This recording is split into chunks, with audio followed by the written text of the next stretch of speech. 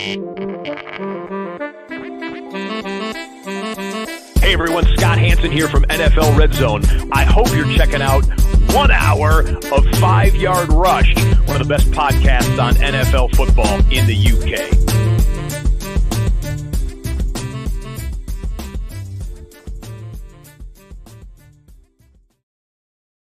Hello, good evening, and welcome along, Rush Nation, here to the 5 Yard Rush flagship show. I'm Dan, and I'm joined, as you can see, by Murf. How are you, Murf? You good? Yeah, mate, good to have you back. I know you're on for the JJ show. Yeah. You had some technical problems, and then last week I know Tuesdays are bad, and where Drew can't do Mondays because he's in court Monday. Yeah. On the right side of the bench, we hasten to add. Yeah, exactly, on the right side of the bench. So, but it's great to have you back, and good to be here. Just you and me, mate. We'll chat. We'll chat. And we're into May. And being into May means just one thing, I guess. That the draft is over and done with, and the summer's coming. Yeah, and there's still a few little things from an NFL UK perspective to be.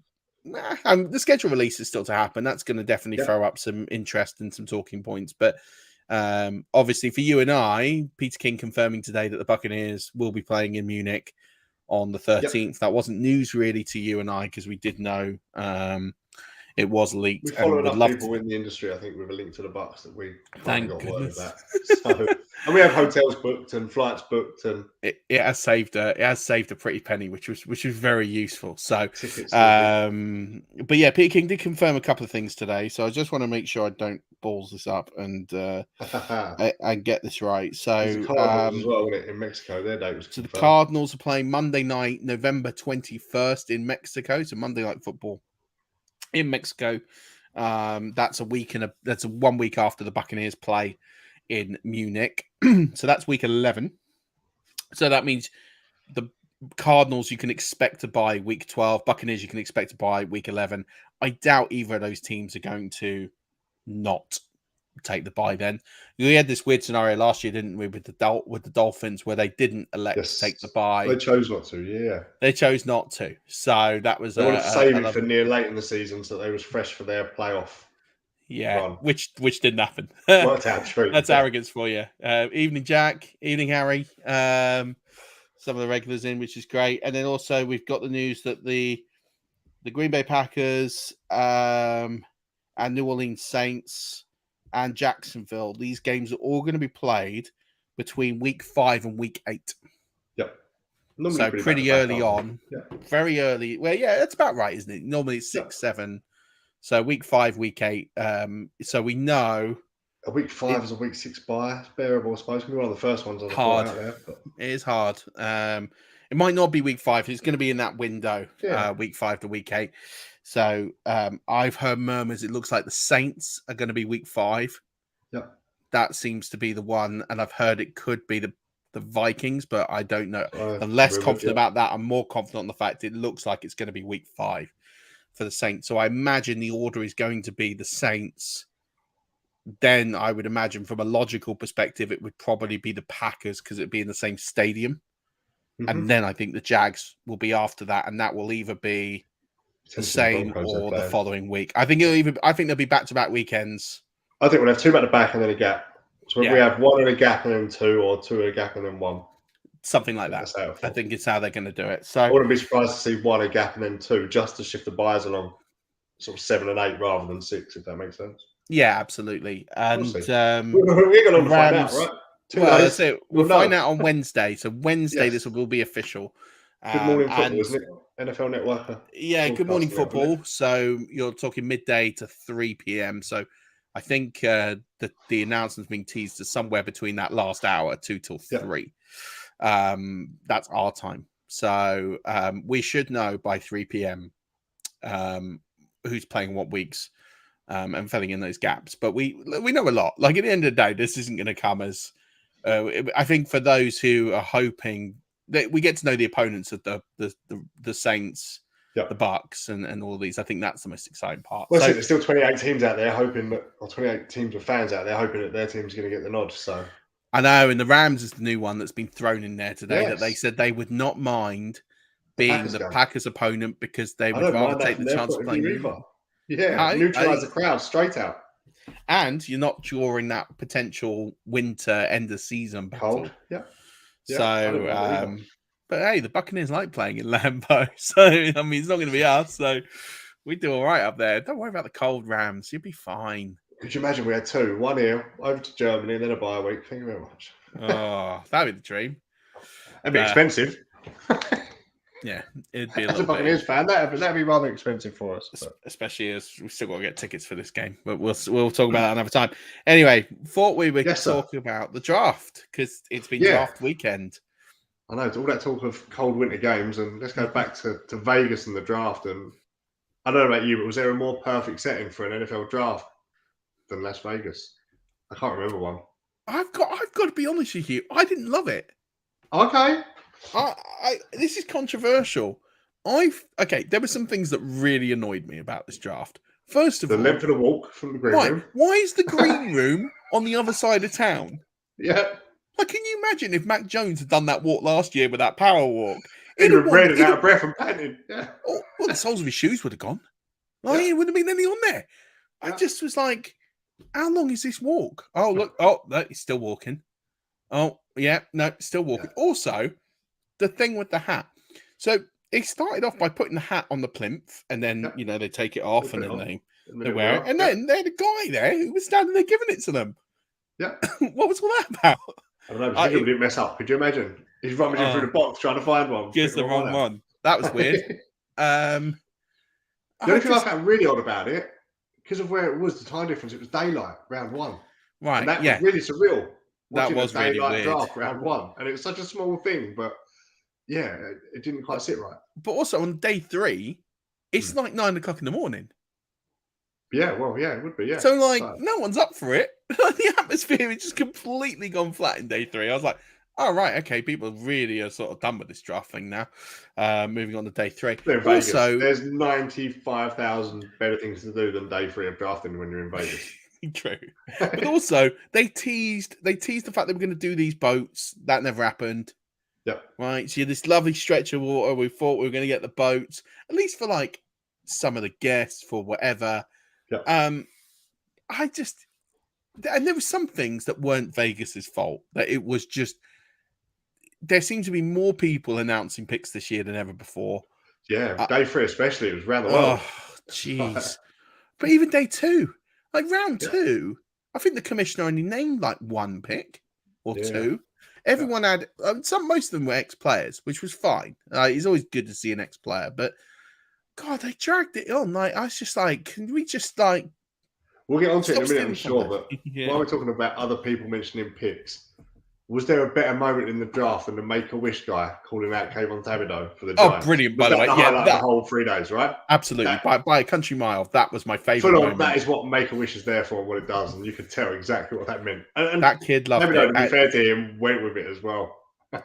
And you know what? It's a hard thing, because obviously this kid has gone through, and there was another Make-A-Wish guy in round 2 who was so pumped. He wasn't quite as pumped as the other pick. He was so pumped. He announced the Patriots pick, and he had it's gone straight out of my head now. The wide receiver. No, he announced the wide receiver, but it was. I'm trying to think who he was. Trayvon, whatever his name was. Who was there with? Anyway, it was brilliant, and he just loved it because everyone was booing, and he's like, "Yeah, bring it on!" Those were great. When you get those people. It was great. Thibodeau was great, but there were some people that really, and we'll get into it, that stole thunder of draft. It's not your show, right? It's not. James Roday did a great job as well, but actually with the Titans, because he was just a proper fan. He was just like, yeah, I'm here for a laugh. This is great. But he's quick. Have fun with it, but be quick and move on. It was Chase Claypool coming out on day 2, I think. The day after. The Packers, the Steelers have picked up a brand new wide receiver that's probably going to replace him and trying to be enthusiastic about it.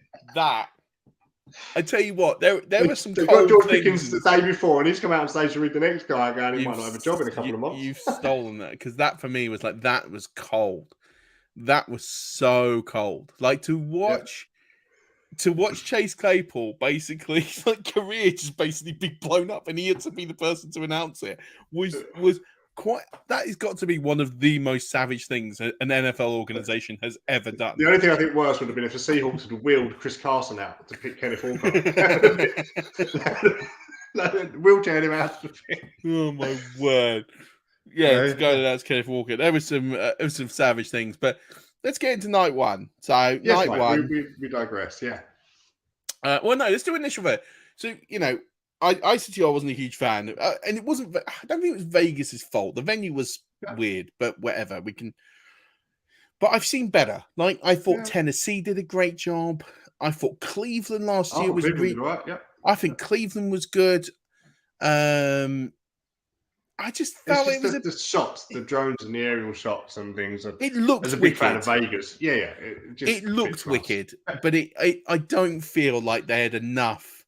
There wasn't enough Vegas-y content. Like I feel like you could have really hammed it up, and really gone on there. But yeah, it was good. So round one. Yep. First 5 picks, all defensive picks. How shocked were you that all 5 picks were defensive? A little. I had one of the offensive tackles coming out in the top 5 somewhere. Whether it been Neal or Icky, I don't know. I mean, when was the last time 2 corners were picked top 5 in an NFL draft? It just seemed. I'm not sure it's ever happened. No, I don't know if it has. I'm not sure it's ever happened. I mean, I remember when people were shocked that Denzel Ward went 4th overall as a corner. I can't. And I know that last year, in fact, it's never happened. Because there's only been about 6 players in the last 20, 30 years that have been drafted at corner and that high. Because I know that Jeff Okudah went 4 last year or the year before to the Lions. Yeah, he was high up the board. Or was he 3? He was 3 because Andrew Thomas was 4. Yeah, you're right, the 2020 draft. Yeah. Jeff Okudah went 3. I think 3 is the highest a corner's ever gone. So 3 and 4, I don't think that's ever happened before. Yeah, I was a little surprised to see Stingley go that high. I didn't think Stingley would. I wasn't shocked on Sauce Gardner Johnson there. And I'm with you. I thought that the tackle that went to the Panthers would have gone the top 5. But then I understand why that didn't happen, because the Giants had the choice of the 2 tackles. I think they probably had them rated fairly equally on their board. I reckon they went Thibodeau first. Correct. They went Thibodeau. And I think they probably had Prosser in there and all. They'd probably been happy with one of the 3. And then when they realised that all 3 were on the board, they were settled. They didn't. They knew that we were going to get at worst Evan Neal, and I think Evan Neal was talked about as number 1 pick in this draft. I don't think the Giants. You could sit there. You got 2 blue chip players in this draft. I mean, to get Thibodeau, who is one of my favorite characters, and you know, the one thing about the Giants organization is they've not drafted many great character guys in recent years. You know, you've had what happened with Baker, the corner, and his contract got ripped up. Thomas, nice kid, but he's not that sort of real locker room leader kind of guy that you kind of need at tackle. You know, Tony, they want to trade because he's a handful.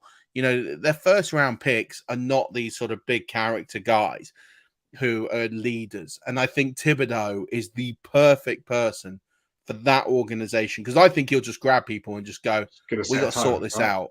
He reminds me so much of JPP. Like, he reminds me so much. Personality, the serious when it gets to work, but is a really good communicator.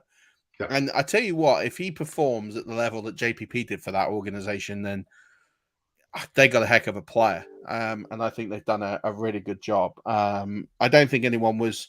I mean, Trayvon Walker was kind of the one of the Jags. I've got to say, I wouldn't have done it. I would have taken Hutchinson. Hutchinson was the safest pick.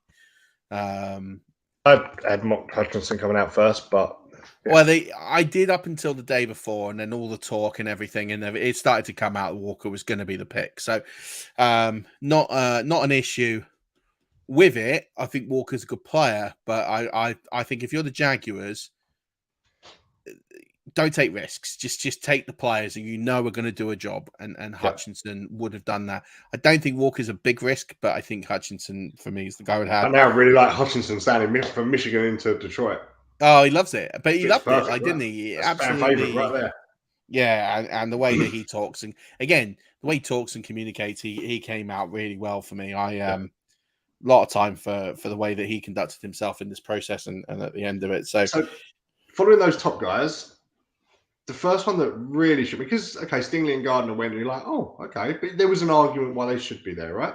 Yeah. The first real pick that made me go, oh, that's a surprise, was the Falcons at 8, taking Drake London. Now, I don't think it's a surprise that they had a wide receiver need, and I don't think it's a surprise that they got one. I was just surprised at 8 that they didn't try and fill another area first with the depth of wide receiver in the class, if that makes sense. It's a really interesting point, because I did get shocked. I didn't think they would do it. My initial thought was they would take Kyle Hamilton. That was the player that I thought that they would take. I didn't even mind them picking Johnson potentially. Obviously, he fell quite a way through the draft, and we'll get onto that. But as another edge rusher there, it's a huge need they've got. Yeah, it's a tough one. I think the board probably doesn't break for them the way they would have liked. Maybe they didn't like Cross. I felt they could have done with offensive line. Obviously, there were some people here that would have expected them to go QB. I'm not shocked by that. No. I think there's a few players. Jordan Davis was a player they could have taken. But listen, I think they've seen something in Drake London, and he's a slow Mike Evans. And they clearly have. What they want to do here is they want to get guys who are going to go up and get the ball. So you got Kyle Pitts, now you got. They've got a lot of height everywhere. Yeah, AJ Alden Tate even. Yeah, I mean you don't have guys now that are timid. They can go and get balls. Yeah, I mean it's kind of it's an interesting point. For me, I would say this is a huge nod to the coach to say, Arthur Smith, you're okay for a while. Because I don't think Arthur Smith is taking Drake London here unless he knows he's got a couple of years. I just think the Falcons out in London won't win them any more games than they would without him. I think there was a player there they could have had that would have had a bigger influence on their games throughout the year than Drake London will have. But I don't think I think they realize they're not going to win that many games this year. Yeah. Listen, their quarterback, their quarterback battle is Marcus Mariota or a third-round draft choice in Desmond Ridder, and we'll get to Desmond Ridder. Yeah. We're not talking about the strongest quarterback room in the world here. The other way I thought about it is, obviously they picked Ridder, but watching day one, I actually thought, we've seen so many QBs come in drafted early. We've seen Fields, Zach Wilson, Trevor Lawrence, and not have the team around them to help them. Yeah. They've struggled year one. So maybe the Falcons are going, okay, let's stack the skill positions so that when we get a QB next year, everyone knows what they're doing, where they're going, what the plan is, and the QB's actually got the support he needs to thrive in year one rather than get by in year one. And I think that's part of it. And I think the part of it is I think the bottom line, and when we do the dissection of this class, the one thing we've got to realize is from a first round talent grade, there was probably only 20, 25 players tops. Yep. Now, there has to be 32 players that go in the first round. Yep. But I do not think there were that, from an NFL talent evaluation perspective, I do not feel that there were enough people that valued more than maybe 20 of these players as genuine quality, going to have a 10-year career in this league, going to add something day one and be a star. And I think that's, when you look at it and you look at the players who have gone first in those first 7 picks, it's like, we can go and get Drake London, who we probably think is the best player in this draft from what's left. And he probably was top of their board. And if he's top of their board, you think, well, you've got to select him. Yep. Whereas everyone else is kind of like, Charles Cross, third best tackle. Everyone you're selecting at that stage is third or fourth best. The corners have gone. I reckon they probably would take. Kyle Hamilton was probably the only player in his position that was top of the board, that was still on the board. Yep. And I think they've just gone, let's just go and pick our best, the best player on the board for us. Yeah.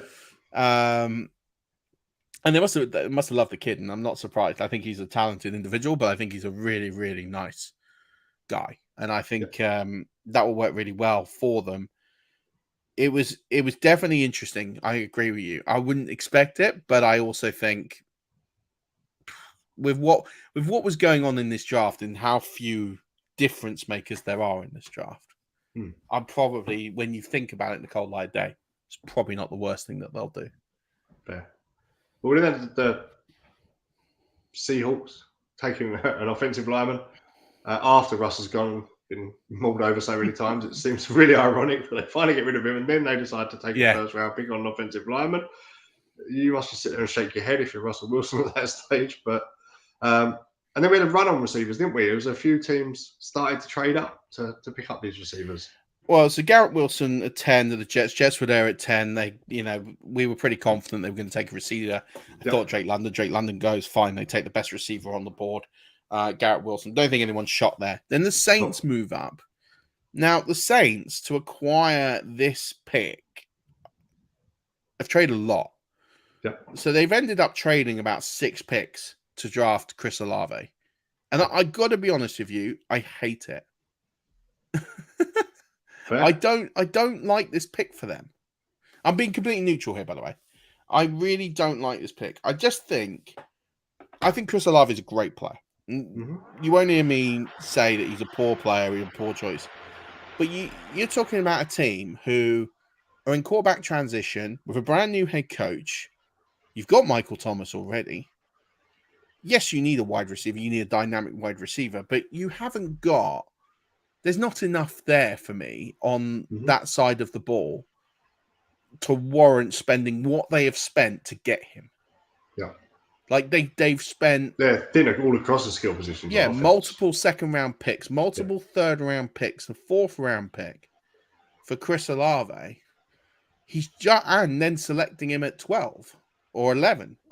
For me, I just think for what you've paid to get him, he better be a multiple-year All-Pro. Because if he's not, that's not going to work out. And I'm not sure he was the receiver I would have taken for them. I think Jameson Williams would have been a better bet. But there's some part of me that thinks, do you know what? You should have just waited. You had the capital with the picks. With 2 first-round picks. Even if you didn't go wide receiver first round. Or even you did. You still would have got a good one in your original spot. And you get Penning, which I get Penning is a good player, like tackle.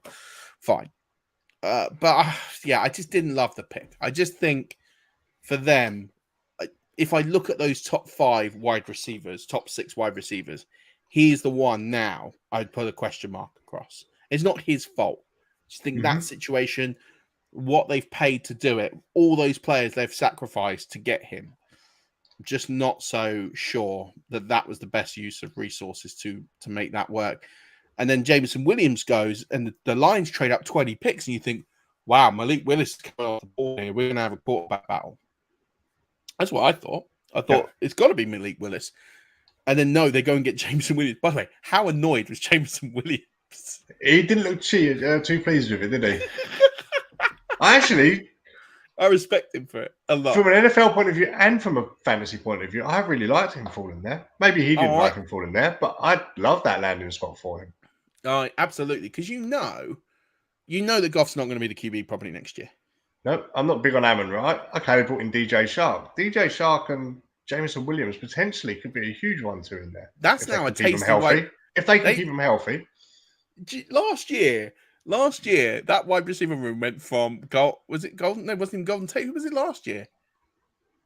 Tate wasn't there last year, was he? No. Who was? I don't know. But they played Quintus Cephas some games, didn't they? Yeah, I mean, Quintus Cephas. I'm trying to think who was the. Oh, it was.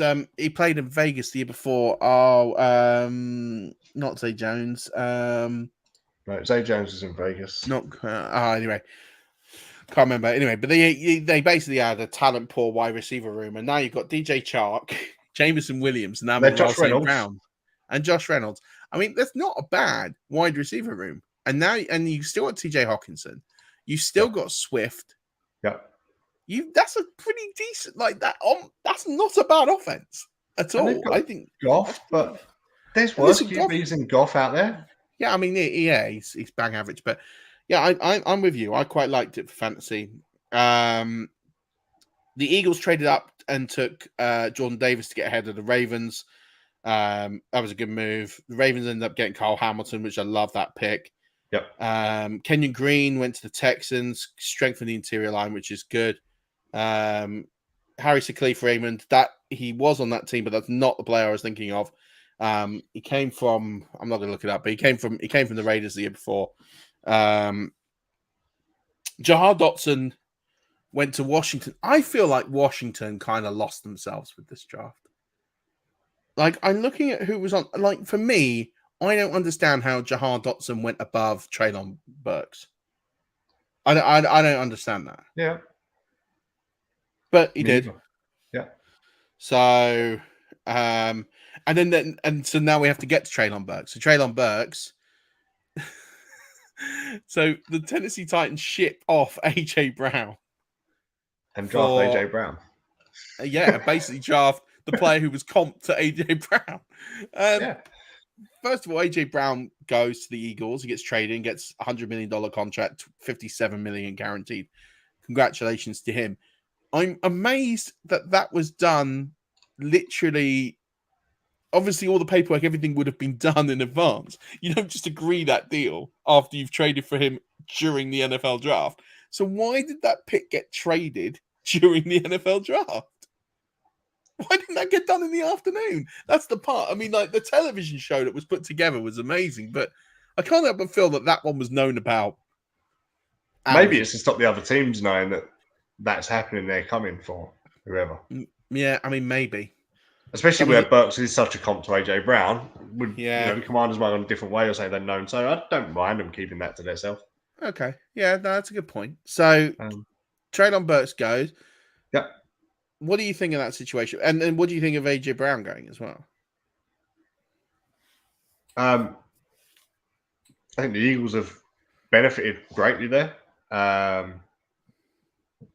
don't like it from a fantasy point of view. AJ Brown being on the Eagles, especially where I have him ranked as a wide receiver. I think he's going to take a small hit when I sit down and factor all these in. I haven't done it over the weekend, but I'm pretty sure he will. I don't know. You've kind of just traded, as we said, AJ Brown that you know what he gives you, and got AJ Brown that is yet to be proven. But he does come a hell of a lot cheaper. Cost. And that is the problem when you start paying running backs in the NFL. Yeah. And that, you've picked Derrick Henry. You've basically traded AJ Brown for a younger, unproven version of AJ Brown. If Treylon Burks turns out to be what he could be, and they can get Robert Woods fit and healthy with Derrick Henry, that's not a bad offensive lineup they've got there. No. Especially in the division they're in. I'm okay with that. But you're working out on Burks being who you hope he is when you already had who he is. Yeah, it's definitely a strange one. And for the Eagles, obviously, they've been in the market for a wide receiver. They apparently had agreed to trade for Calvin Ridley. Yes. Prior to it, getting injured. Suspended. Yeah. So he goes, and then another wide receiver goes, and Marquise Hollywood Brown gets traded to the Cardinals. And he was already at an Arizona Cardinals draft party. You talk about them already knowing they're going to happen. He was backstage of an Arizona Cardinals draft party. Surprise! I mean, love it. For me, I think the Ravens have done a phenomenal job to get a first round pick back from Marquise Hollywood Brown, who's not really lit the league up. Like, he's been fine. Yeah. I mean, Lamar Jackson was not happy. Nope. I don't blame him, to be fair. No. I think it's left the Ravens a little short in that department, but... yeah. I mean, I think it has a little bit, but I don't think it's... But I like the pick, Tyler Linderbaum. I think that was tailor-made for them. As a player I've mocked there for a long time, so that kind of made a lot of sense for me. Last thing about round one was obviously only one quarterback went off the board. It was Kenny Pickett. Yep. I'm a little shocked, but at the same token, not entirely surprised. But at the same point, that's an interesting QB battle now between Pickett and... take your pick, Trubisky. I would start Trubisky day one. Yeah. I would start Trubisky day one. But I do think that if you're Mitchell Trubisky, I mean, You look at how much money he's being 8 paid. weeks into that year. Yeah. I mean, Trubisky's not been paid a lot of money. They can discard him. Yeah. He's on 7-8 million a year. Like he's not on big quarterback money. Like you can get rid of him like there's nobody's business. So yeah, he will get a chance to earn that job. But I'm not sure if I would be shocked if Kenny Pickett wins this job. They seem delighted to get him.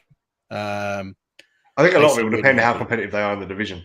Tough division, Bengals and the Ravens and that in there. So even the Browns. If they fall away and aren't competitive, I can see them making the change to Pickett and settling him in, ready for a run next year. I completely agree. The rest of round one was a bit meh. You know, they're just against the players who. The Jets coming up for Johnson was a big thing for me. Oh, yeah, I mean, huge. Yeah. I mean, don't know how he gets down to 26. Apparently, they phoned every pick from 15 down every single time to try and get back in. All the time Johnson was on the board. And couldn't make any deals happen. And finally managed to get it with the Titans at 26, I think it was. Well, that's weird because a few teams traded up to get their guys. So the Bills traded up, and obviously the Ravens traded there. Yeah. So, you know, they get in at 26. And the Chiefs traded up because the Chiefs traded up. So, you know, you had a few teams trade up there. So the package they put together obviously weren't enough where they were. Yeah. So they kept going. But it worked for them, so they must have been delighted to get it. And then the last one was obviously New England moving down and then getting Cole Strange from Chattanooga, which... Who wears 69? How many Strange 69 shirts do you reckon they're going to sell in New England? Oh, so many. My favourite part of this was the fact that on a live stream was a very drunk Sean McVay and a very drunk... Yes, I've seen it. Who'd been watching tape of him for their third round pick to see how it's settled in. So it was so annoyed. That was so good. I just want to point out as well. Yeah. So the Bills taking Keati Lamb. Have you seen the video? They released a bit of video from one, his interview, and two, his phone call. No, I've not seen it. Model professional. He turned up for his interview. At the end of it, he said, "Would you guys like to see my notes?" And they went, "You what?" And he pulled out a notebook, Florida Gators notebook, and they went, "What's in it?" He said, every play, every receiver, what their things are, what games I've done, what positional things I've done, where I can learn, where I can improve. And this book was full of notes on what he'd studied and learned, but also ways he could self-improve. And he took it all with him to his interviews. And on the phone call to the Bills, he said, "That's fantastic. They'll fly there tomorrow." He said, "Can you do me a favor and put the playbook on the plane for me to read on the way?" Like, if that isn't a professional that says, "I want to learn." Yeah. That you talk about, we said before, there's a lot of characters in this draft, I feel. There was very few questionable characters, but that at that level is going above and beyond what you need to do. And this is exactly what he's done, and fair play to him. It probably earned him a late first as opposed to an early or mid-second. I always thought he'd go in the first round. I thought he was a good player. I didn't want him at the Bucks. I didn't feel he was the style of corner that would work in a Todd Bowles defense. And there wasn't a slight on him. He always comes across as a good. I didn't know any of that stuff. It's great to hear. But yeah, I was never too happy when I was seeing him being mocked to the Bucks. I was like, I don't think he fits that Todd Bowles scheme as well as other corners that you can get in this draft. And I'm glad we didn't. I'm glad with who we got, to be honest. In Logan Hall, I think he's a much better fit. Round two. So no QBs going round two. No. And this is where everyone panics. Everyone's gone, what is going on with these quarterbacks? I mean, just on that, it's one of these that in hindsight, this is so abundantly obvious. I cannot believe I did not see this beforehand. It's obvious that these teams did not value these quarterbacks because Marcus Mariota is the starting quarterback for the Atlanta Falcons, and he's not played in 3 years. Yep. Mitchell Trubisky gets a starting job. He's not played in over a year. Drew Lock and Geno Smith are fighting for a starting job. Yeah. Like, we should have known this. We mocked these QBs thinking, oh, well, they've got to be better than Drew Lock and they've got to be better than Mitchell Trubisky. People forget Mitchell Trubisky was the number 2 overall pick. Yep. Like, I know people don't like him, but Nick Foles is still a free agent. Well, yeah, he's just got released, isn't he? And Baker Mayfield is still out there. And Jimmy G's available. And all of them would go before these guys got drafted if it wasn't for cost. Factor that in. 100%, and you hear these GMs and they were saying, like Jason Light said, I've got Kyle Trask. Why would I draft a QB? Yeah. And you think, well, Kyle Trask was the 64th 64th player off the board last year. And he's what, QB 6? Yeah. QB 6 off the board last year. And he was viewed above all of these QBs this year. But you mentioned Mariota, and just out of question. Put Mariota in this draft, he goes first round. All day. Yeah, all day. Yeah. I think any of the starting QBs in the NFL, Sam Darnold, Davis Mills. Davis Mills is a first-round pick. He's the first QB off the board in this draft all day long. And I think that was the part. It's like we were shocked, and then actually we were like, because this isn't fantasy football. Yeah. In fantasy football, we would draft these players because, like, well, they're better than nothing. These teams have gone, well, no, because we'll find players who are better than these guys. Yeah. It's a damning indictment to how bad, I won't say how bad, that how un-NFL ready these QBs were evaluated. Yeah. And then across the board as well. It's not like one's missed it or whatever. It's a league-wide. We'll get to Ridder in a minute, but, you know, the Packers trade up, they get Watson. What are your thoughts on Christian Watson to the Packers? I think at that stage, the Packers had missed the top 5 or 6 they needed and didn't want to miss anybody else at that stage. Not a big Christian Watson fan. I can still see the Packers now coming in for Debo? No, I can't see him doing a big one. Someone like Jarvis Landry's free agent. I can see him getting someone like Jarvis Landry just to put that experience. Obi Chase still out there? Yeah, but he's going to be injured till November, isn't he? Yeah. Yeah, they could bring them both in. Yeah, right. They might Landry do and OBJ, that. put them back together again. Yeah. They know what they're going to get with the two of them. I love that. I still think they need to add experience. I mean, they got Randall, Cobb, and the like there, but they need to add some kind of leader in that wide receiver room because at the minute they haven't got it. I mean, Watson, he'll do you a job in spells, but you're not going to be able to rely on him all game, every game. To what they've The thing is, I really like him in the sense of he will catch everything. Yep. He will catch everything, but he's not going to replace Devontae Adams. He's not that style. Very few can. Yeah. Yeah, no, 100%. But he's not that high volume guy. Like, he's not the guy who's going to get you. You're not going to target him 155 times a season. Like, if you are, you're not doing it right. Yeah. And I feel like you needed to get someone who I think would have been a better volume guy. And I look at the run that was at the skipping forward, at the end of the round. I feel there was better value there. Pickens. Yep. Sorry, excuse me. Alec Pierce, Skye Moore. Yep. They were players who I felt, all of them in their own way, would have been better fits for the Green Bay Packers. Skye Moore's got a lot of hype since the draft, I think, because of landing spot with the Chiefs. And fair so, he's a reasonable receiver. The one for me that's flying on the radar on that is Alec Pierce. Yeah. Alec Pierce to the Colts with Pittman could work out an absolute treat. I think he was an underrated player coming out of college because of where he was anyway at Cincinnati. I actually really like Alec Pierce, and when he landed there, I liked him. And a few rookie drafts we've got going off at the minute, he's still an early third round pick. So I'll take that because I think he becomes wide receiver 2 on that roster almost straight away. Yeah. I think I don't know where you're getting him in the third round. I've seen him go in the few I've done have been second round, mid-second. And I think you should be happy to punch any second round pick on him. I think you should be pretty happy with. I think he's someone that I agree with you. I think he can be fantasy relevant very early. He's going to have very little competition for targets. It's him or Paris Campbell. Paris Campbell can't stay fit. So you got Matt Ryan throwing him the football. I think it's a good fit. He's got a better line than he had at the Falcons, Matt Ryan, so there's hope. Exactly that. So he's going to have time to throw. He doesn't need and they've got a better running game than the Falcons had, so that should buy him a bit more time as well. Yeah, and I think Skye Moore to the Chiefs, I think, is a great fit. I think it works. I agree with you that if you're looking at it from a linear perspective of year one redraft, right? So from a year one redraft perspective, give me Alec Pierce over Skye Moore. No qualms or debates. But there's so much uncertainty in that room at the Chiefs. Because you've got a bunch of guys. Mecole Hardman's not really done it. Juju Smith-Schuster's on the decline. Yeah. Skye Moore could win the lottery there. Like, he's in a situation where if his talent wins out, he will be... Travis Kelce goes in a year, probably, maybe 2.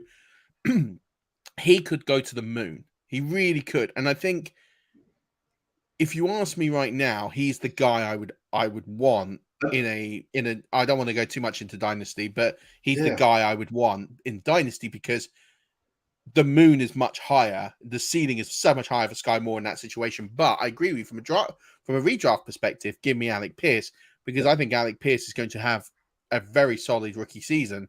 Me too. Skye Moore could literally fall anywhere on the map in his season. So the thing I don't get about Moore, I studied a bit of video on players. I had him more as a slot receiver than an outside guy. And I know he can do the outside role to an extent, but I had him more comfortable in the slot. And knowing the Chiefs have Juju there, I couldn't quite work out how that's going to play out. Well, I think the thing with college tape, right? And I learned this lesson the hard way, and I learned it with Justin Herbert, right? What you see players do on their college tape is not the limitation of what they can do. Yeah. And Justin Herbert was one because he looked pretty bang average in that Oregon offense. And then actually, you realize that actually that's the way that he was coached at Oregon. He was told you do a 3-step drop or a 4-step drop. So his mechanics look weird because he's not doing the standard 5 or 7 foot drop. You know, he's literally step drop. He's literally on a short, quick throw. So it looks weird because he's doing what no other QB is being asked to do. And then you question his mobility. Well, why is he releasing so quickly? And you don't realize it's all coaching. And then it was only through the combine process. I was like, oh, well, this kid's got wheels. He can move. He was just being asked to do a very specific job. I think Skye Moore is very similar. I do think he will operate better out of the slot, but I also think he can do a bit of everything. He's got wheels on him, I think his best role would be that sort of intermediate role. That's similar to that Larry Fitzgerald, Chris Godwin role. Yeah. I think if you can get him in that middle part of the field and line him against the off-ball linebacker, and he can beat him for pace, I think you could see a lot of production in that sort of role. That's where and things like that. Yeah, that's the sort of things I would expect to see him. And obviously Travis Kelce does a lot of that work. So when Travis Kelce don't forget Travis Kelce's going to come across. He's going to take men with him. They're going to guard him. There's going to be a huge open space that Skye Moore can really exploit. And I think if you can get that working in a tandem, that could work really nicely for the Chiefs. So that's something I would expect. Saw some running backs come off the board. We did. Jets traded up. Surprise you? Yes, that did shock me a lot. They move ahead of the Texans to do it because I think the Texans were going to do it. Yeah. I think it does shock me a lot, given the fact that you do have Michael Carter there. You do have other running backs on that roster. Yeah. I get it. Like, don't get me wrong. I understand it. I think Breece Hall is as good a running back we have seen come out in the last half a dozen years. Yeah.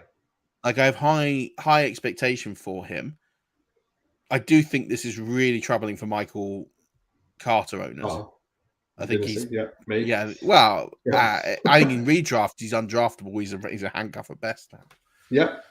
But yeah, I think it's really exciting. If you're a Jets fan, I think he can really help move the ball. And I think he's going to help them a long, long way. And now you've got the weapons and you've got everything there. It's an interesting one because now it is all on Zach Wilson. If Zach Wilson now has 2 years, his clock starts now. With this draft, he has 2 years to get them within touching distance of the playoffs, or he's done. Yeah. So I think they'll compete for this year. I think they'll be on the fringe of a wild card. I don't think this year. I think the Patriots are too far ahead. I think Miami have improved. I still think they're the 4th best team in that division. Okay. But I like what they've done. They've built a lot of talent. They got to bed in. I think you've got to give, especially when you rebuild an offensive and defensive line, you've got to write a year off. Yeah. We saw it with the Chiefs last year. They bet an entire offensive line. You saw the struggles at the start of the season. Then they started to put it together. And then when it really counted, it fell apart. Okay. And that's what's going to happen. You're going to have these inconsistencies on both lines. Wilson's going to have bad games this year because that offensive line isn't going to quite merge. But it will get better. It'll be better. Yeah. They just need to move up this year. If they can get 7 wins, I think they'll probably be quite happy with that. Fine. Just to round off round 2, we've already mentioned the number of different people coming in to announce picks. We had poor Andrew Booth and his pick to the Vikings, and I can't remember who it was now. But we had a 20-minute live story. It was Ed Marinaro. It was, coach. Yeah. He loved his time in the limelight, didn't he? Jesus. I'm not being funny. Like, people like that is why stun guns were invented. It's like next year at the NFL draft, if you have someone thinking they're just better than everything else, just go out there, give them a stun gun. It was the fact I actually didn't mind it. Like, even before he came on and told him to just read the card, and he still carried on. Like, he still carried on. Happened. I was like, dude, just get off the stage. Just get out. But we're now talking about Andrew Booth's draft pick. We wouldn't have been doing that otherwise. So I don't think Andrew Booth will care. I don't know. Mate, if that was me, if I was Andrew Booth, I'd just go find him and just be like, yeah, cheers to that. I think it's disrespectful. It's not about you. It's about the players being drafted. Yeah, and I just think, you know what? Listen, you're a 70-year-old man. No one cares. Listen, you got one job. Read the card. You can't read the card. Find someone who can read the card. Read the card. Yep. Move on.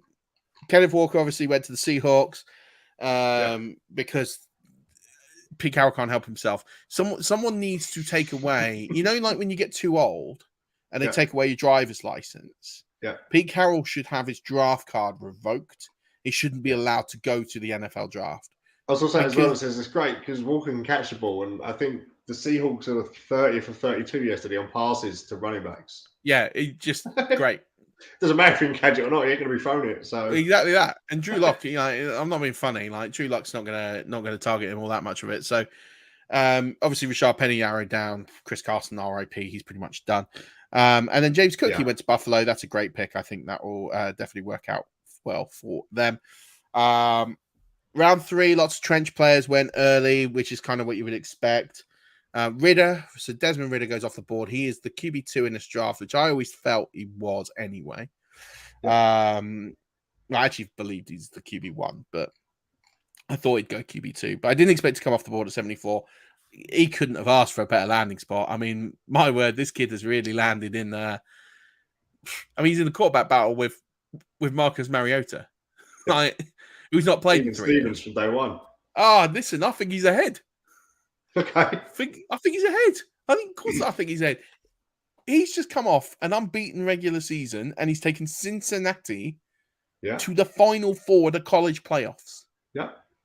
That doesn't happen.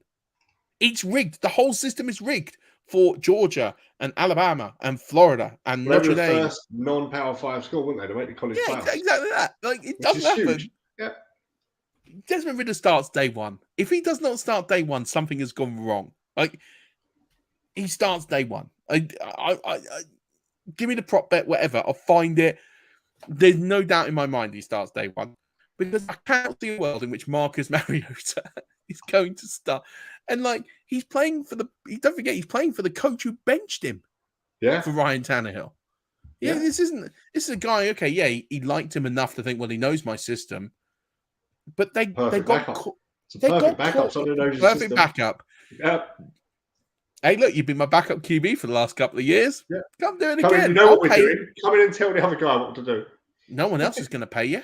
Yeah. I'm going to give you $6 or $7 million a year to come in and coach a guy. And tell our young guy what to do, yeah. I think it's going to happen. Maybe you might see Mariota the first couple of games, but listen, if you're Atlanta, you're not winning the division. You're not winning the division. So why would you not play Ridder? Yeah. You've got nothing Especially to lose. Getting him Drake London as well. Exactly that. I played Desmond Ridder all day long. Agree.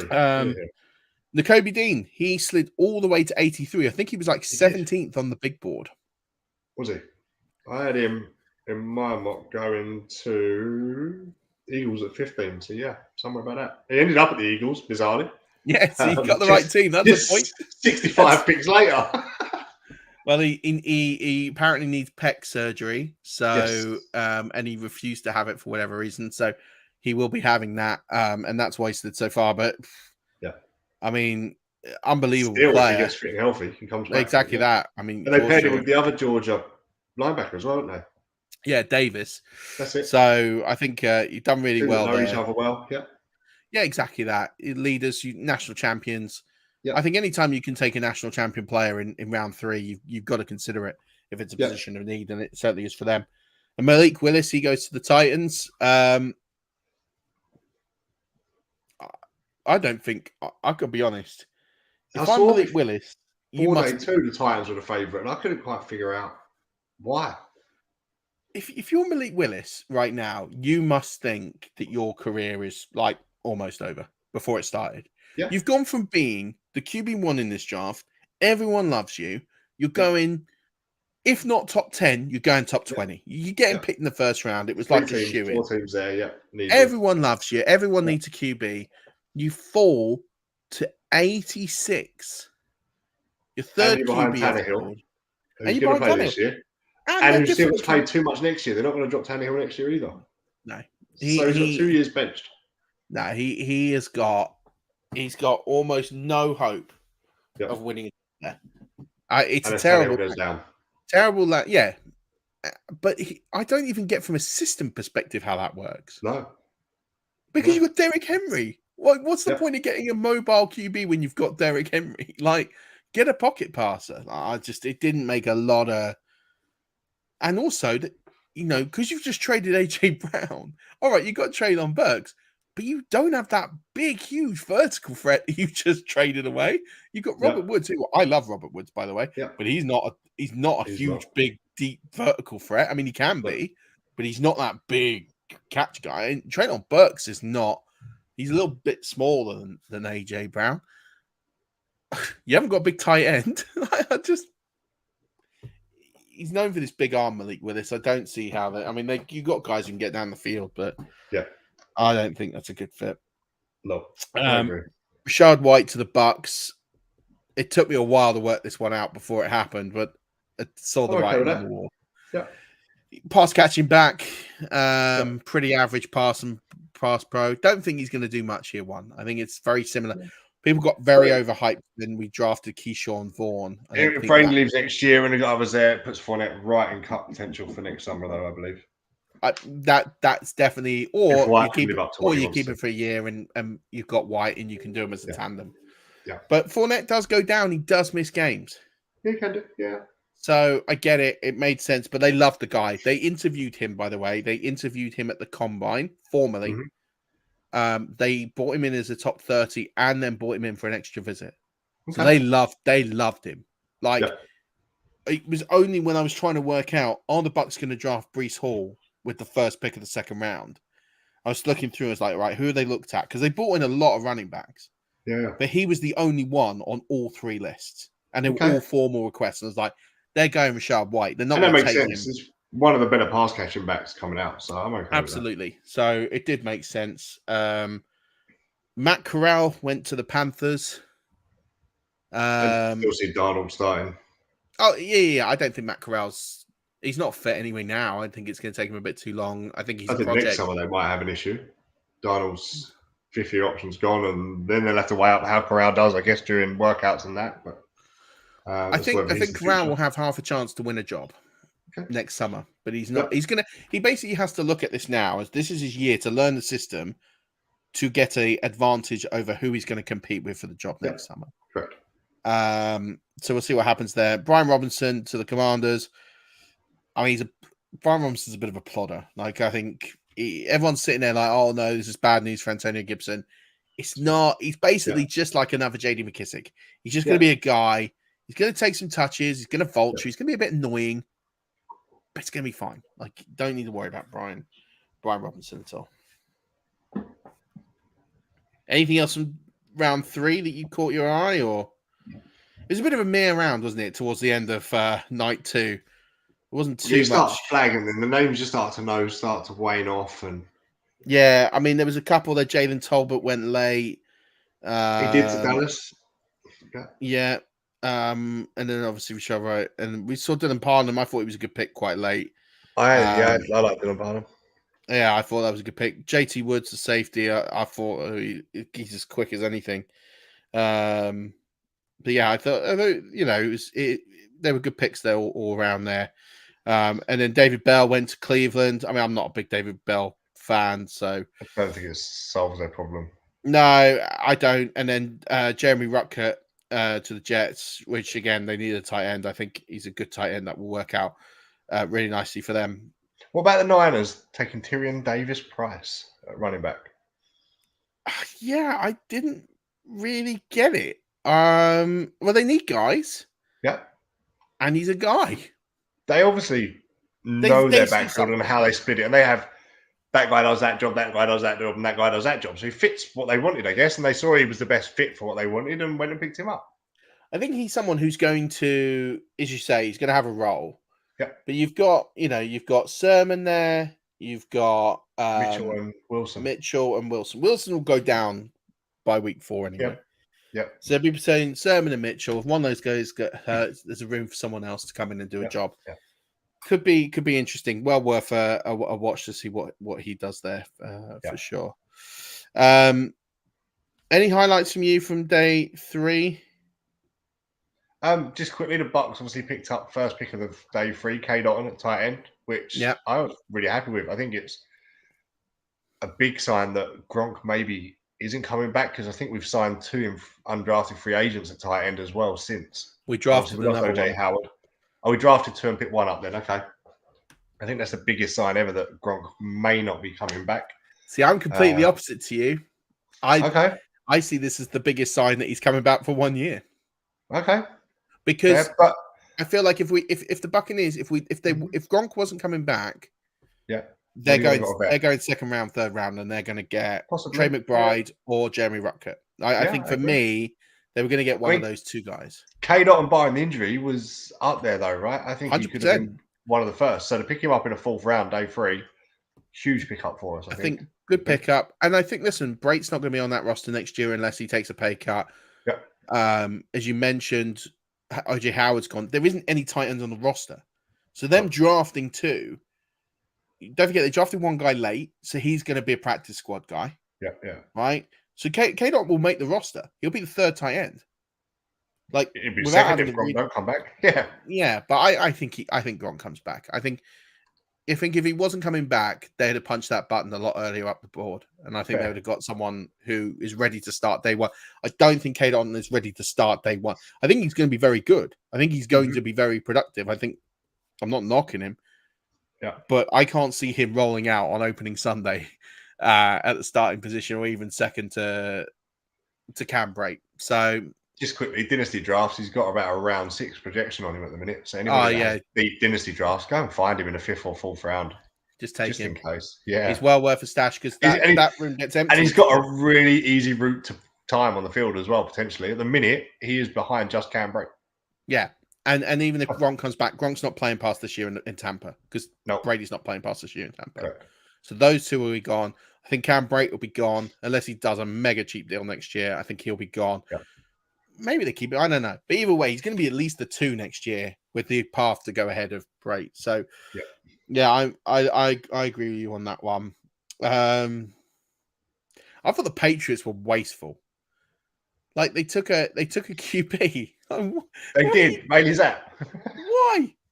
Why are you taking a QB? You just drafted Mac Jones. And they didn't want to go back and get Cam Newton, I guess, from free agency. That's why. What, you just getting Mac Jones a drinking buddy? Like what? Jeez. I don't understand. Yeah. I'd never understood that. And then they got a load of they drafted 2 more running backs. They did. Like they've got the most crowded running back rooms in the NFL. And none of them are standouts. So almost all of them undraftable this summer, apart from perhaps. Isaiah Spiller dropped all the way to day 3, which I thought was. Well, that's what I was going to mention because even the Texans ended up taking Dameon Pierce ahead of him in round 4, which was maddening. Which there is something with Spiller. It will come out. Samir White went before him. Yeah. People love Samir White. I don't see it. Yeah. I don't see it. I'm just going to be out. It's okay. I certainly would have had him ahead of Isaiah Spiller, though. No. I had Isaiah Spiller as my 3, and Yeah. In fact, to be honest, I had him as my 2 before the combine. I moved Walker I had Spiller in a Devy draft last year. I was happy. To be and fair, I got like the 3rd round of a Devy draft. And I'll be honest with you, he couldn't have picked a better spot. You like him at the Chargers? Oh, I love him at the Chargers. I think Austin Eckler's he's not like a power back. No. He's a catching back. Isaiah Spiller could see work. He could see work in that offense.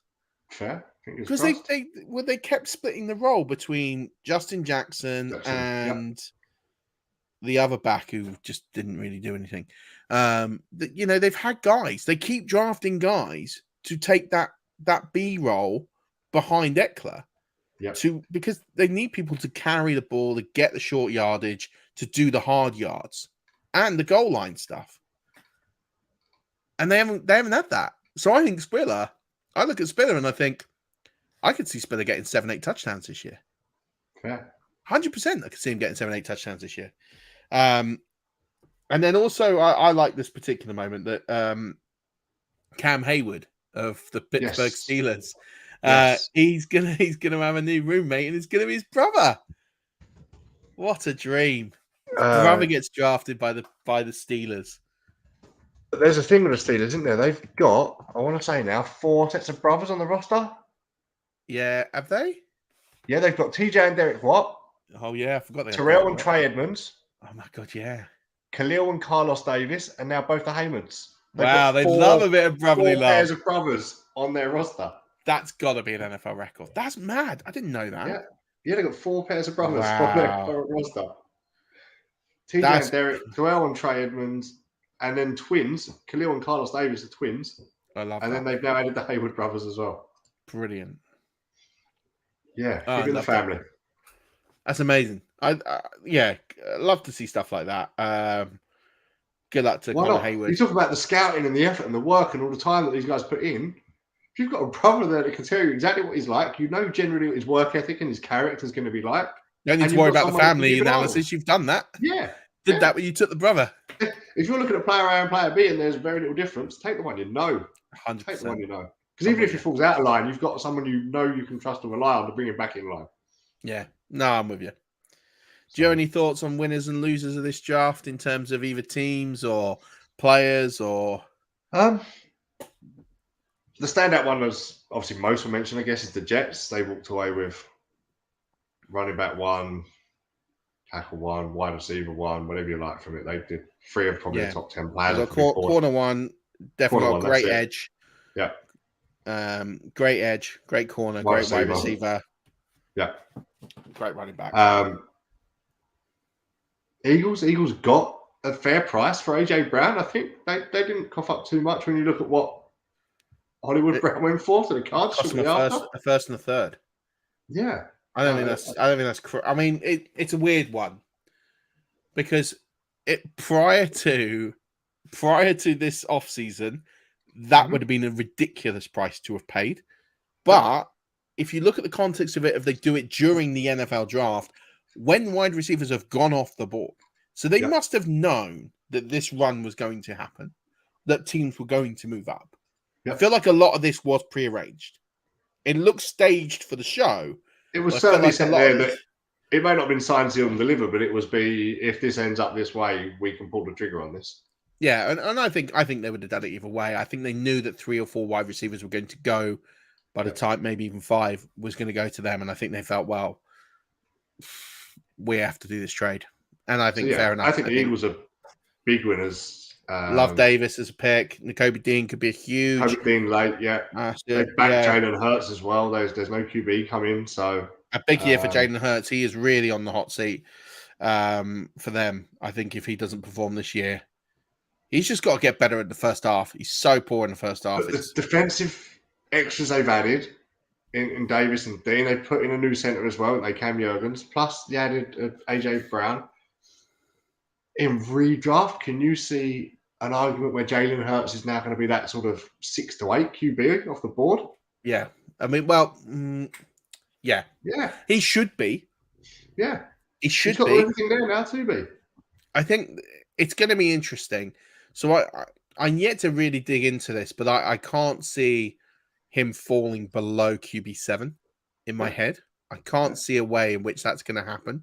So, obviously, you're going to look at Mahomes and Allen. I'll probably have Allen at 1, but we'll dig into it. Yeah. Allen, Mahomes. Then you've got that next tier of Herbert, Murray, Lamar.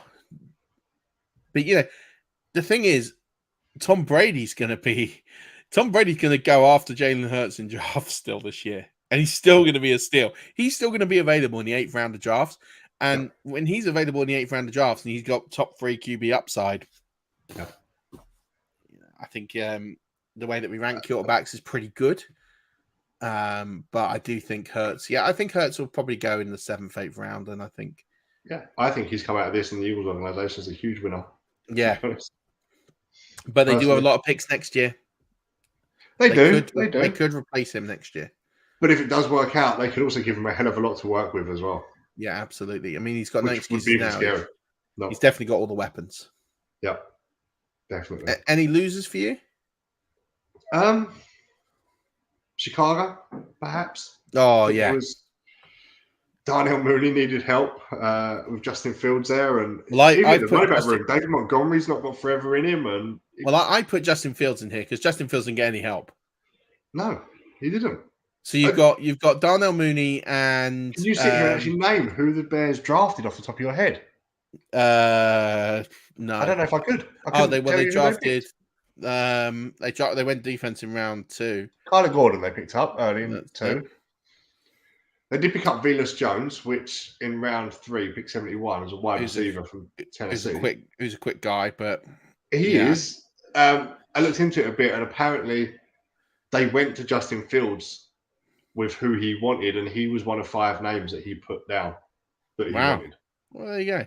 They didn't have a lot of picks. If Fields has asked for him, they've gone and got him. You have to say that is backing him to some extent. Yeah, well, they have, but they didn't have a lot of picks, the Bears. I'm just not early on. No. So that was always going to be tough. 4.5, 5.5 rounds. So yeah, but I do feel they're going to struggle. They're going to need to find a way to get some weapons to help him out. I'm with you on that. He's one of my losers, Justin Fields. I just don't feel we got anything to make him any better. Fair. What about the rest of them? Anything you thought on it? I'll go through my winners quickly. I thought Treylon Burks was a massive winner. I thought he was someone who could go tail end round 1.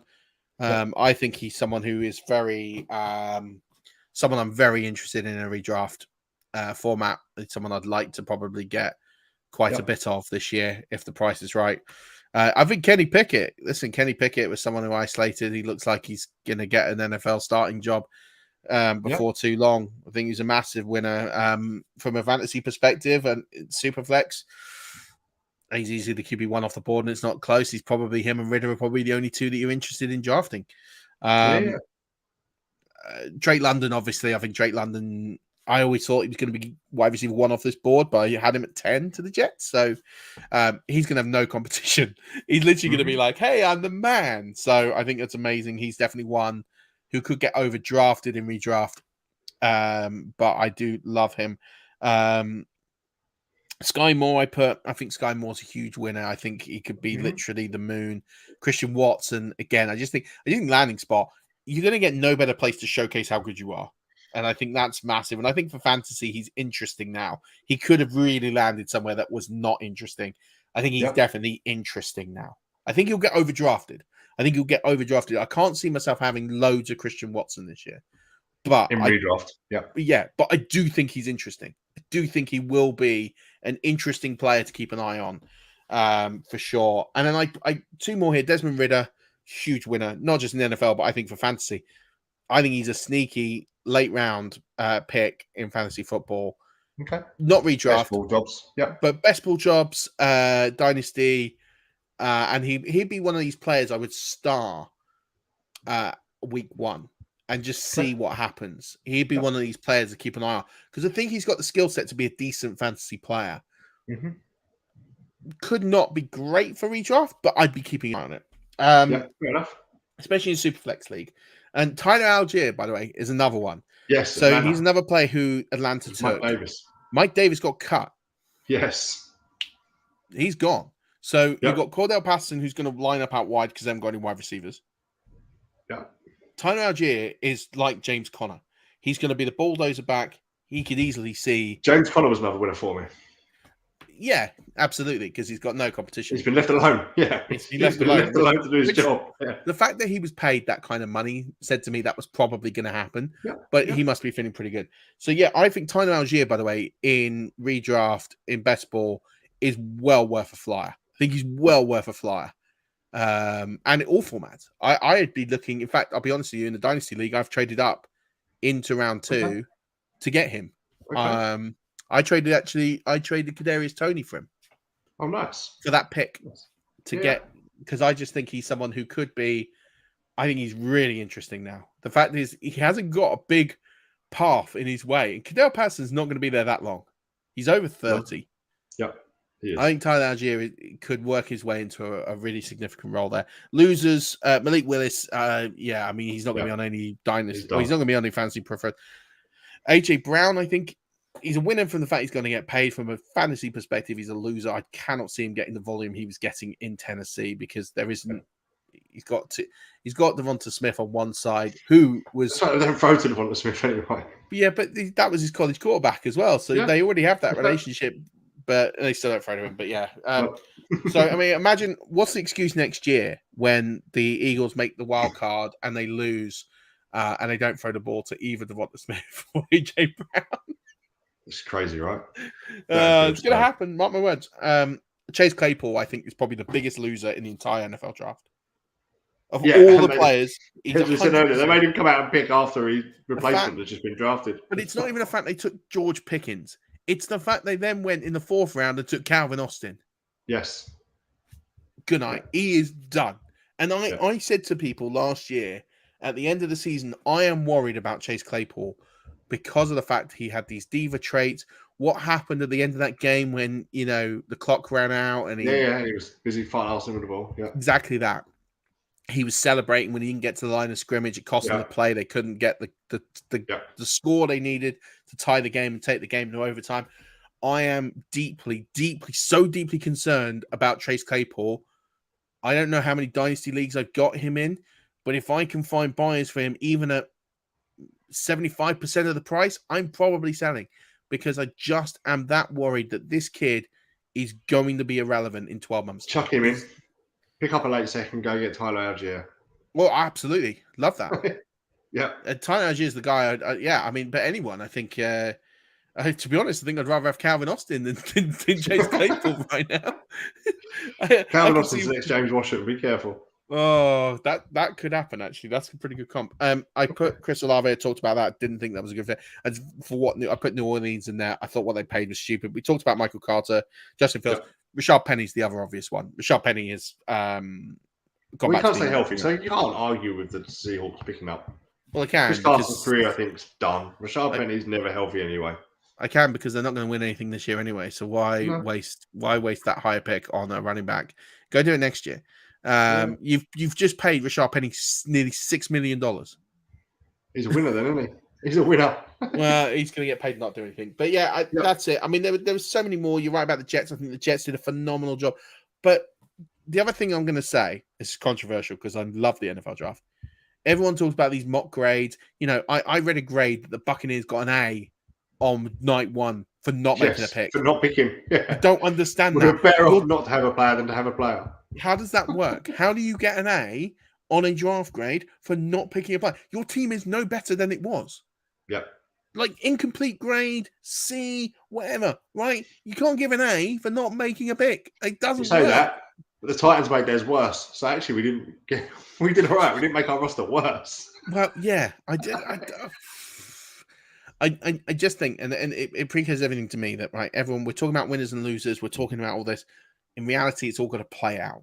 We can sit here and crown the Jets the winners of the draft, and we can sit here and crown the Patriots the losers of the draft. In reality, it's all got to play out. The whole thing's got to play out. You've got to see there's still moving parts. There's still unfinished pieces to come in. I still think you're going to see some trades. I still think there's going to be some player movement. There's still free agents out there, isn't there? Landry, there's still free agents. On top of the head, there's still QBs floating about, and Maker and Jimmy G. And Tyrone Matthew just signed with the Saints today. There's still caliber players out there who are going to make differences to rosters. people get so excited for rookies. So few rookies make a really significant impact. And I think this year there's going to be less than ever, but there'll be more for fantasy because of these wide receivers. Yeah. Normally you get like a couple of relevant guys for fantasy football. I think you're looking at there might be 6 or 7 this year. Chase and Justin Jefferson and CD Lamb have ruined us, haven't they? They have. They've spoiled us rotten. And spoiled us. Yeah, and then, even the running backs, Jonathan Taylor had a pretty decent rookie year. Saquon Barkley had a great rookie year. Burrow coming in at QB. Yeah, we've been spoiled. We have. But you know what? It's great. And that's why we love it. I'm glad we've seen it through. And there's lots to pick off the bone over the coming weeks. We're going to have a great guest next week with Tom from NFL Best Ball UK and my fellow Fantasy Pros writer. He'll be here so he can help us with some best ball stuff and how we can break out some of these rookies and how we can build these stacks to dominate in best ball. So, anything else you want to plug? What you working on at the moment, writing wise, Dan? I'm doing a bit of writing for the 5 Yard Dynasty guys at the minute. I've done a QB buys and I've done a running back buys. So I waited till after the draft now for a wide receiver buys. Need to sit down and look at who I'm going to peg on it, I guess. And why we should go and get them and do some work on that. So that'll be out probably in a week or so, I guess, when I sit down and get it written. Nice. Yeah. But I think Michael Pittman's going to be on there. I think that's a good choice. Other than that, I don't know right now. So, well, when I drafted Michael Pittman, I was high on Michael Pittman coming into his draft year. Anyway, I had a lot of him because I just thought he was a really good player at the time. So, hopefully, it's going to pay off in the long run. I definitely think there's a few options that you can get out there that you can take a chance on and get good players for. So, I think cool. I look forward to reading it, my man. It's going to be great. Oh, thanks, mate. You all good? Yeah, just busy finishing the playbook. All right. I hope it'll be out. I'm hoping it'll be out in a month's time. There's a lot still to write. I'll be honest with you. I've rewritten bits and pieces. I wasn't too happy with some of the stuff that came out, so I've torn it up and started again. So I'm a bit of a mad hatter's workshop right now, but it's going to be good. And don't forget Wednesday, national announcement. I'm sure we will speak on those. Yes, we will. So stay tuned. Wednesday. Make sure you all gear up and get excited for who the Packers and the Saints are going to be accompanying in London, and who, for us Buccaneers fans, are going to be playing in. I always forget about the Jags. No one cares. I mean, it'd be great to see Trevor Lawrence. Well, you saw him last year. Travis Etienne will be back. Yeah. Well, you say that. And now. Christian Kirk. I can't wait to see how good Christian Kirk is in the flesh with the amount they paid him. And Zay Jones. Hey, Zay Jones is from my college I follow, so leave Zay Jones out of this. Is he? Oh, wow. ECU Pirate, mate. I know. We haven't got many. So we'll take him. Zay Jones is paid better than 65% of the wide receivers in the NFL. I think it's maybe more than that, actually. Just throwing it out there. Good for him. Right, I'm all done, Murf. For you? Yes. So thanks very much for tuning in. As always a pleasure. Tune into the Dynasty guys tomorrow night. They're going to break down the fantasy rookies in a far more bigger detail than we have. But we're going to cover this in future weeks. Next week, you've got Tom joining us. The week after, I won't be here. You will be hosting this, so I'm sure you've got something great in the works. I will be taking I don't want to say well-deserved holiday, but it is very well-deserved. Taking your laptop and finishing off the book, mate. I will be, unfortunately. I can't go on holiday without a laptop because of work. I'm not going to do a show, not from Center Parks. I think. I've got this. But it's going to be good. And then, we've got some great shows that we're going to start planning as we start breaking down what rosters look like. We'll do some pieces on some consistency. We'll get some good friends back on the show to talk about getting us ready for draft season, because before you know it, it will be here. So keep an eye on everything that's going on. Also, there's going to be a big announcement this week for the FFCC. I've been working on getting some stellar names confirmed for the FFCC. Nice. Do you want me to tell you who so far is in? I'm in. Am I in? Well, you're in, obviously. I'm in. I made final weight last year. Pardon? Final weight last year, I think. My best ever. Well, You're going all the way this year, I hope. So joining us in the FFCC, Joe Dolan of Fantasy Pros. Kurt Holiday is joining us. Justin Boone of The Score. Joe Pisapia of Fantasy Pros. Mauricio Gutierrez of NFL Mexico. Brian Drake of the I can't believe it's Fantasy Football Hustle. Jim Coventry is joining us. Kevin Tompkins, Steve Middleton of ESPN, Bob Lung, JB Barry, Pat Fitzmaurice, and just a few of the names that are joining us. There's going to be so many more working on over the next few weeks. So can't wait to hear it all come out.